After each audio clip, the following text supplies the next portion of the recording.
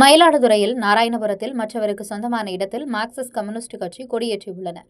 மயிலாடுதுறை அடுத்த நாராயணபுரத்தில் பாண்டியன் என்பவருக்கு சொந்தமான இடத்தில் மார்க்சிஸ்ட் கம்யூனிஸ்ட் கட்சியின் அலுவலகம் உள்ளது. அங்குள்ள கொடிமரத்தை இடத்துக்கு சொந்தமானவர் எடுத்து தூக்கி எறிந்தார். இதனை கண்டித்து கம்யூனிஸ்ட் கட்சியினர் ஒரு மாதத்துக்கு முன்பு ஆர்ப்பாட்டம் செய்தனர்.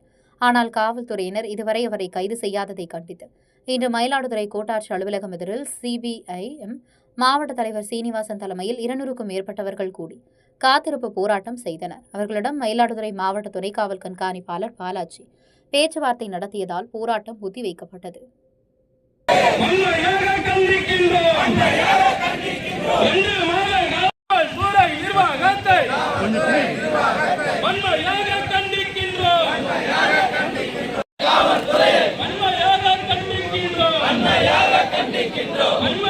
படுகை